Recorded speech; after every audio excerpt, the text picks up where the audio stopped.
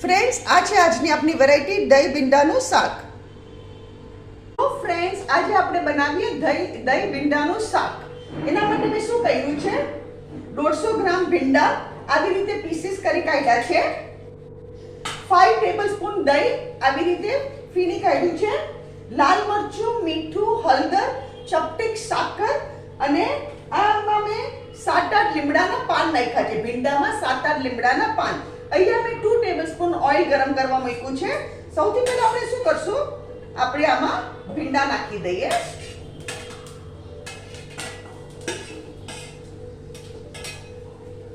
ભીંડા નાખી દીધા. હવે આપણે આમાં મીઠું નાખીએ. આ બહુ સરસ વેરાયટી લાગે. આમાં તમારે દાળ કે કઢીની બી જરૂર ન પડે. દહીં ભીંડા કરો ને તમે તો દાળ ને કઢીની બી જરૂર ન પડે. આમાં મીઠું સ્વાદ અનુસાર. એને એકવાર આપણે મિક્સ કરી દઈએ. આને તમે રાઈસ સાથે ખાઈ શકો, ચપાટી સાથે ખાઈ શકો. It is just too good. આ એકવાર જરૂરથી ટ્રાય કરજો. હવે શું કરવાનું ફ્રેન્ડ્સ, આને હું થાળી રાખું છું અને એના ઉપર હું થોડું વોટર નાખું છું અને આપણે 5 મિનિટ્સ પછી હલાવીને ઉપર નીચે હલાવી કાઢવાનું, એટલે ભીંડા બેસે નહીં. અને એકવાર ભીંડા ચડે પછી આપણે આગળની પ્રોસિજર આપણે કરવાની.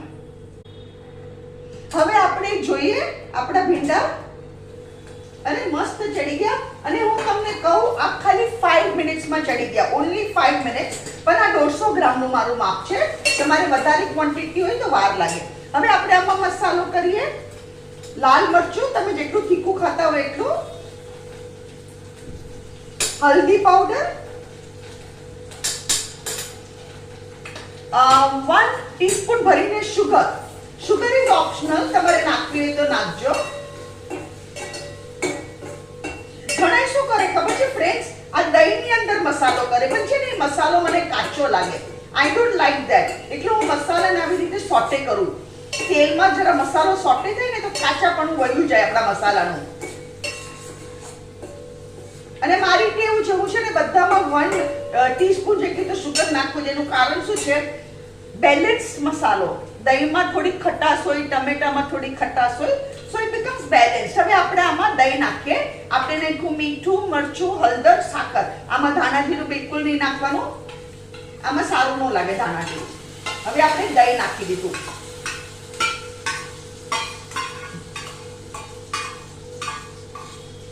અને એકવાર આપણે મિક્સ કરી દઈએ. મસ્ત વેજીટેબલ આપણું થઈ ગયું ફ્રેન્ડ્સ, યમ્મી. તમે એકવારથી જરૂર ટ્રાય કરજો. It taste just too good.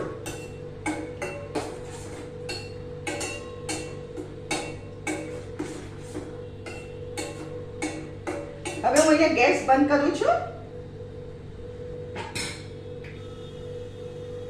Bus, very good, excellent. Friends, આ છે આજની આપણી વેરાયટી દહીં ભીંડાનું શાક.